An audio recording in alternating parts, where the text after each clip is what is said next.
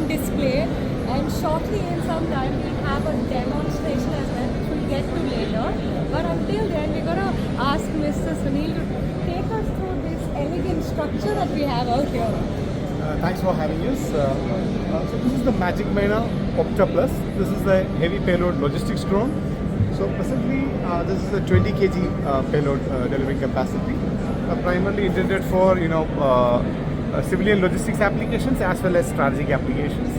The machine is currently undergoing trials in various altitudes. It has previously undergone trials for in excess of 5,000 meters at the medium and higher altitudes. And at the same time, we are incorporating the next generation of this machine, which will come out by tentatively by June. We have the 50 kg payload, which will be the same. So this is primarily 70%, 65 to 70% indigenized at this point of time, including the components which you see over here. The electronics is one core focal area where we have been getting into. In addition to the structure, we have been focusing in these areas. So you will be seeing a larger level of indigenization when it comes in by the year 2026. We are aiming for 80% indigenization when it comes to. This is all made in India? It's MagicMyna. It's made out of. Wow. So for everything, each and every component is. In this, we would say that this roughly, as I told you, the 70%. We have certain components which yet need to be indigenized, towards which we are working with other compatriot startups in India. We are collaborating with them towards the same. That's lovely. Yeah. So when you said logistic purposes, what exactly are the use cases you're looking at? Like you see, this could be in multiple scenarios. Usually, to start off, if you look at during the rescue and relief, during floods and ravines, you have a requirement for medical deliveries, drug deliveries, as well as critical supplies of food and similar sources. And the other part is that over the next 2 years, we perceive that we would be seeing India having a transformative change when it comes to heavier payloads.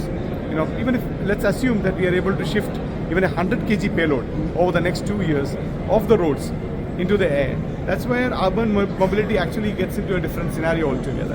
And I'm sure with the kind of vision that the present government or the governments at both the center and the states are having, this would accelerate very rapidly. And these kind of initiatives which are happening at this point of time, this will be the I would say the beachhead from which the UAV industry shall rise in India. Do you all have any logistics partners that have tied up with you all already? No, at this point of time. We do have certain imagery partners, due to NDAs and strategic tie-ups with them. We do not cannot disclose the names at this point of time. That's fine. Of course, we have done some unique imagery payloads, for some of the key players in the industry. Simultaneously, as the TOT partners of NAL, CSIR NAL, definitely we are in touch with various strategic entities of significance to the nation. So that's happening. In addition, we have the Agri platform, which is the DGCA type certified Hexa Agri Pro. Now this is a machine, a state-of-art machine when it comes to indigenization. It's again very much compliant to the Namo Didi drone as well as Kisan drone schemes, with the capability to spray 7 minutes 1 acre as against a manual spray of 45 minutes. Primarily what happens is, this is very, very friendly towards the farm, the agrarian policies which we have in this place. So essentially it is not just the cost factor. When you look at the ease of use, in addition to that, if you look at the health hazards that are created by manual spraying when the farmers use it, that's completely eliminated when it comes to, because the farmers are able to use it at a safer distance, compared, and this really will avoid inhalation of these, herbicides or pesticides.